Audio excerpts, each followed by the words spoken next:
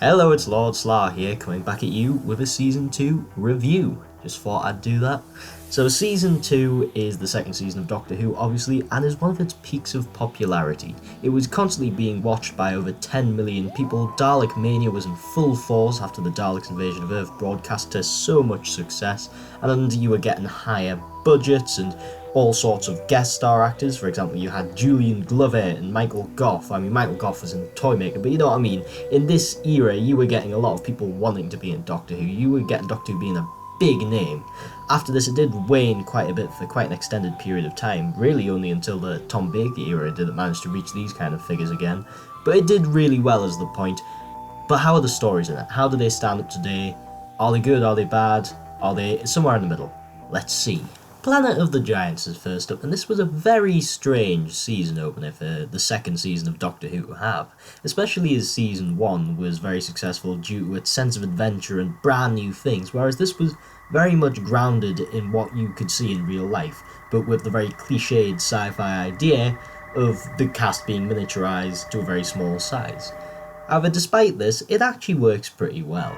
This serial actually handles the concept of miniature size pretty well. Sure, it has the tropes common in this genre, like fighting insects or running away from big creatures like cats, but it also has a few new elements which I haven't seen in stories like this before. One of these would be the big murder conspiracy which goes along around them. It does affect them, but not in the way that it usually would in a Doctor Who episode, and because they're so small, they often don't quite get the context of what's going on, and if my memory serves me rightly, they still don't really realise what was going on by the end of the story, and it gets solved by the characters in real life. And it's almost bizarre the way that conspiracy goes on, as it doesn't even feel like it belongs in Doctor Who, but it's an interesting experience, and it makes it really feel like a piece of 60s television. I also like how there's actually a bit of science in here, rather than just a story about the cast being small. The gunshots sound like huge cannons, and they can't really interact or talk with the very large people due to their compressed size, and how everything, from our point of view, sounds much louder and deeper, whereas to, the big people up there, it sounds very light and you can't quite understand it. And it's just little things like that which distinguish it from your usual person becomes miniature fare, which I think really elevates this story above what you would think at first glance when hearing what it's about. The effects by 1964 standards are stunning and groundbreaking. It's honestly amazing to manage to do it on a Doctor Who budget, and kudos to the director of this episode as it is excellently done, and everything looks exactly like it's supposed to. Sure, some of it's aged a little bit, but it still looks good today, and that's more than can be said for most Doctor Who episodes from the 1960s, because as much as I love them, I'll be the first to admit that a lot of the effects do look pretty dated. All the insect movements look really good, and the sets and props are so good it actually looks like small people on a normal sized table rather than actors on big props and big tables. Even though I usually refrain from calling out the effects in these episodes just because of the small budget, I think here they need a shout out because they are really, really good, especially for the time and the budget, and I can't stress enough how good they are for 1964. The plot here, while serviceable, is very, very basic. Nothing particularly original happens to the TARDIS crew, and it's pretty similar to your standard miniaturized people fare, bar a few elements. And as for the murder conspiracy, that too is really basic, and it all centres around the politics of a pesticide. Like, I kind of enjoyed it, but surely there's something more exciting to do your Doctor Who episode about than pesticide. This unfortunately drags the episode down, as there's just not a whole lot interesting going on here. Overall, this is a good episode, but I still can't help but complain about how basic the plot and characters are in this story. I mean, it really should have put more of a Doctor Who spin on this, because it's already a pre-established story type, and while it did add a little more science, there wasn't really much science fiction, which I think would have worked to spruce this up a bit and make it more of an interesting story. But as it is, if you're looking for a very 60s and very B-movie Doctor Who story, here's your thing. Next up, we have one of the most famous and one of the most popular Doctor Who episodes, the Daleks invasion of Earth. I don't have to spout my really controversial opinion on this episode again, do I? So let's start with the positives. It does have a fairly competent script, even if I feel it's a little lazy in places, and the characters here are pretty good, bar a few flat and boring ones, which includes somebody as important as David, who really needs to be a good character and really needs to have a good relationship with Susan to make me buy her exit, which at the moment I don't, because David's a very flat character and I don't think he really had that much relationship development with Susan. I didn't really buy it at all. The Daleks are also written pretty good in this story too. They're pretty menacing and they're pretty cruel, which would have turned out on screen the way it was supposed to if the production had been better, because as it stands, unfortunately, what's in the script doesn't really translate to the screen very well, and let's explain why. It's the direction. The direction in this story is absolutely appalling.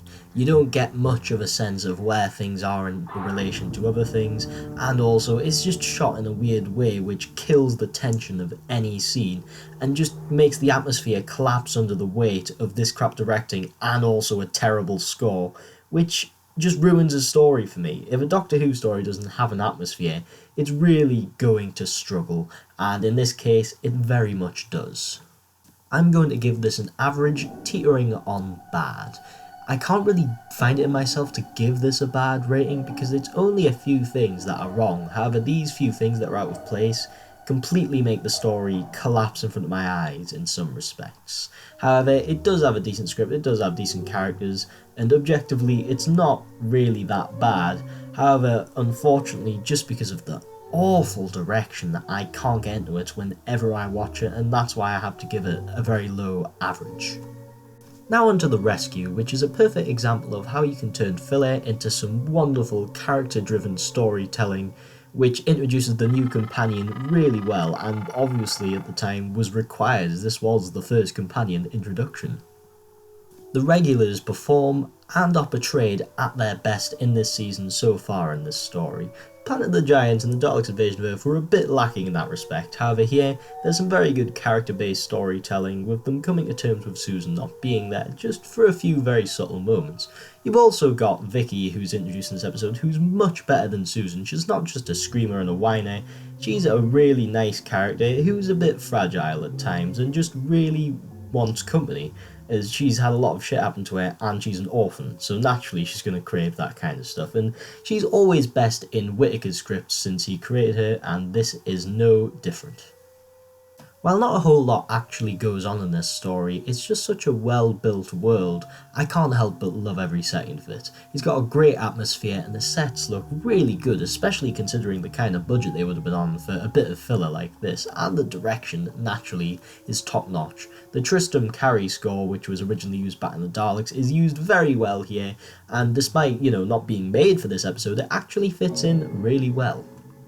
I won't spoil it for anybody who hasn't seen this story, but the twist is really bloody good. I didn't see it coming the first time round, and it really adds a bit to Vicky's character very subtly and really demonstrates why she so desperately wants company and really doesn't want to lose the Doctor or Ian or Barbara. This story definitely gets a great rating and is at the high end of that category. It really shows that David Whittaker can turn almost anything into magic given the right resources and the chance to use his creative prowess with characters, as that's always his forte when it comes to episodes written by him. The Romans. It's written by Dennis Spooner, and it's a very Dennis Spooner episode as it's bloody hilarious. This is such a funny story, and yes, it does go over the top, but unlike what people often complain about the Williams era, I think it works here just because not every story this season is silly and over the top. Most of them are played pretty straight, bar a couple, mainly this one, and it is all the better for it. Both the regulars and the side characters are done brilliantly here and all have some genuinely great moments as well as some really funny moments. The highlight has to be Neuro, who is portrayed as a very hedonistic and egotistical imbecile. While that itself doesn't sound too far removed from actual history, how he's actually portrayed in the episode is completely hammed up and over the top, and it's all the better for it. It's not meant to be trying to be historically accurate like some of the other pure historicals do, but all the better for it as it's absolutely hilarious, especially the scene where he chases Barbara around the palace. That gets me every time.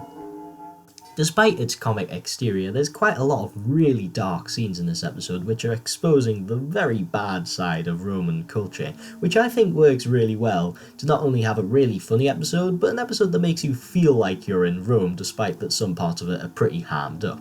And it's very entertaining, especially when the very laughable Nero all of a sudden turns dark and is getting people killed and stuff, and it almost feels like a Robert Sherman script in that respect, with really dark scenes mixed with absolutely hilarious comedy, and as we all know, they're insanely popular and it's done very good here. This also has a brilliant sense of adventure, which a lot of Hartnell episodes do, but I think it's particularly prevalent here, and by the end of the story, when Ian and Barbara finally arrive back at the villa, it really feels like you've been on a ride, you've been on an adventure, and it really makes some great Saturday night or Sunday night viewing. It's a hilarious Dennis Spooner script with quite a dark side, with a brilliant sense of adventure from Roman times, and one of Hartnell's best performances to date. It's gotta be a masterpiece. It's on the very low end of that, but I still consider it a B1, and I know that's not an insanely popular opinion, as The Romans isn't really held in that high regard by the general fan base, but I really love it, and I encourage you to give it a rewatch, or watch it for the first time if you haven't already, and look at it with a refreshing eye, and just try to enjoy it for what it is, and that's a really hilarious romp through Roman times. The Web Planet. Some people love it for being a really cheesy bit of 60s television which is trying so hard to do what it wants to do well, and some people absolutely love it and call it one of the most boring bits of Doctor Who of all time. But what do I think? Let's dig in. Yeah, I don't think I'm going to deny that this looks a bit cheap, it looks a bit rushed, the script is a bit too long, and the characters aren't that well fleshed out. However, for me, that doesn't have too much of an impact on the story because it's just so much fun. It's very difficult from a Web Planet fan to a non-Web Planet fan to explain why I like it, because obviously I don't consider it an objectively good episode, but there's something about the really strange atmosphere, the really creative writing, and the way it actually feels like an alien planet, which I just love. It's got that childlike wonder about it that you get in a lot of early Doctor Who, and some of the best Doctor Who always has that. One thing about this story is that it's very good for kids. I remember when I was little and I watched this for the first time at the age of 9 in Greece, and I absolutely loved it. Again, it's that sense of childlike wonder it has. It really clicked with me at that age. I don't like it as much now as I do then, but the point is, this episode works really well for kids, and I think it's got to be appreciated for that. It's got a certain magic about it, which can't be broken by any level of criticism. Overall, I'm going to give this story a good, because it's just really bloody enjoyable and has a certain magic about it that I really appreciate. I admit this opinion is very, very subjective, but if you like it, you know exactly what I mean. If you don't like it, fair enough. I understand that it's definitely not to everybody's taste. The Crusade. It's another Whittaker story, it's another pure historical, and it's quite different from the Romans. Aside from the occasional joke, it's played really straight and honestly quite dark in places, and I'll explain what I mean when I'm talking about it. As is usual with a Whittaker story, the characters are brilliant. He manages to get under their skin very well and show what they're all about in a way that many other writers for Doctor Who just don't. I particularly like Ella Kier, and also the characters that help Barbara when she's running around getting hunted in Lydda. That was all really good. And on top of that, the regulars are on top form here, even if Ian is a bit underused despite the fact that he gets knighted. However, the Doctor and Vicky have a brilliant outing here and get involved with a lot of court intrigue with Richard the Lionheart, which is quite funny and also quite tense at the same time. Barbara has to have her best story here. She's kidnapped by the Saracens at the beginning of the story and has to go through a lot of shit with not much to rely on, and it's really dark at times. Consider, this was in the 1960s and this was considered a kid show by many, and there's a part where she's given a knife by her father who helped her to kill his daughter if the guards find her, to stop her being entered into sex slavery. There's some pretty dark themes going on here, and it's handled really well by Whittaker and really adds to this story and the realities of what it would have been being there at that time, especially as a woman. Performances here are brilliant, especially Jacqueline Hill when she's lost in Lydda getting hunted by the guards. There's some really good guest appearances here too, like by Julian Glover who plays Richard the Lionheart, and Jean Marsh who plays his sister. Sure, Marsh maybe isn't suited to playing royalty particularly, but she pulls it off to the best of her abilities, and I still think it's pretty entertaining to watch. But Julian Glover really does steal the show, especially his amazing chemistry in Hartnell when they're in court together. Overall, this is a very low-end masterpiece story.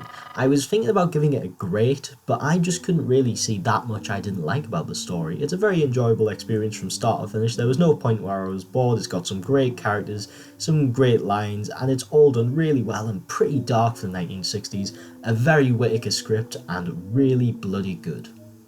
The Space Museum is often reviled as one of the most boring Doctor Who stories, along with things like the Web Planet, which I think is a very undeserving reputation for this story.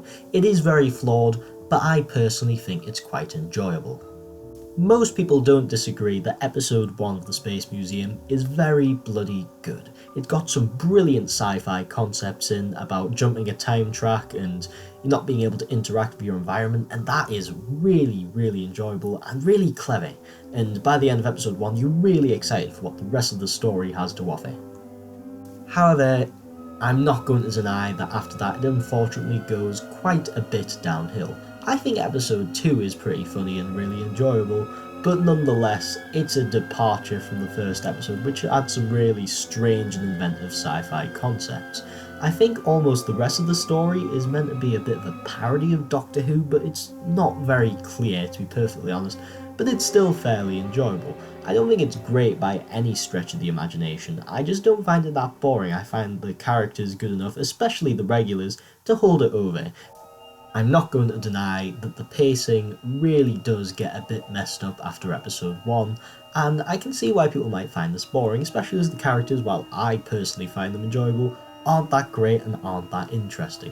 The regulars are done pretty well here, especially Vicky, who's been getting quite a few good appearances in this season so far. Maybe not so much in the Web Planet, but in all her other stories she's been brilliant, and there's no exception here, and she even ignites a revolution, for God's sake, and that's how she manages to save her friends. I mean, Vicky pretty much saves the day here.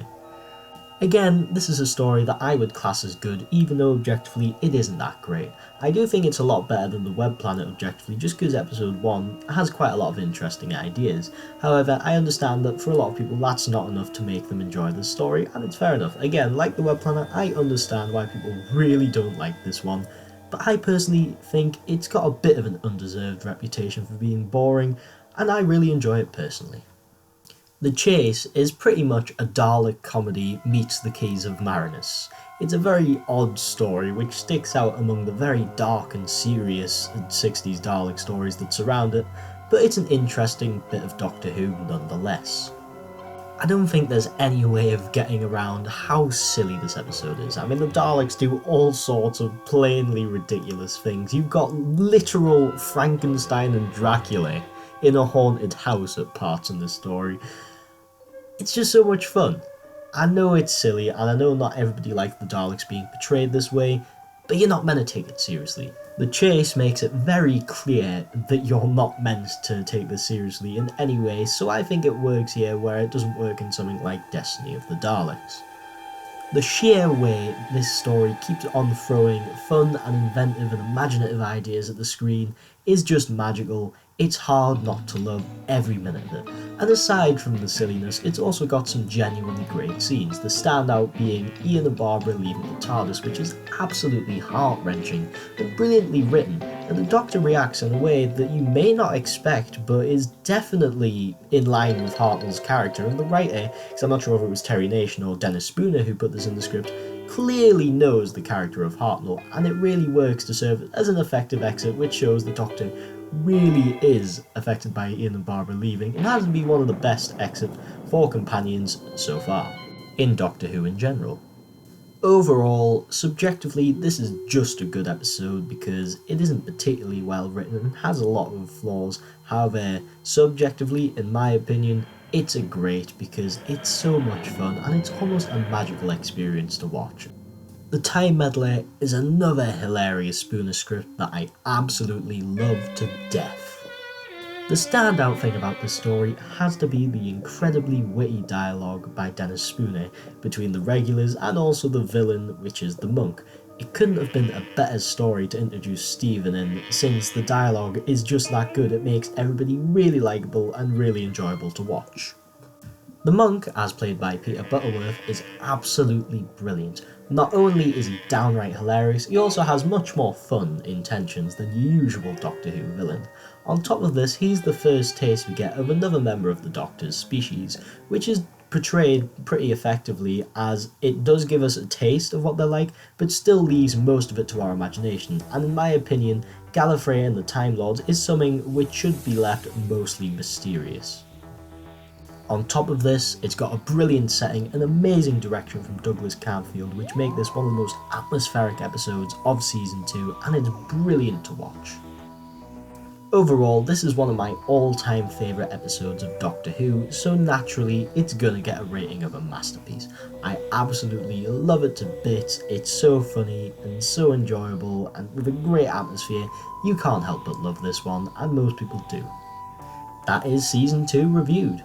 It's one that I've definitely warmed up to a lot lately, as I didn't used to like it that much, but that was mostly because I hadn't seen a lot of it in a while, and the stuff I didn't like I found out I actually do like, and the stuff I liked I found out I actually really like. And while I don't think it's quite as good as Season 1, it's still a really bloody good season and pretty close in terms of quality. And that is it for this video. I hope you've enjoyed, and I shall see you back next time in another one.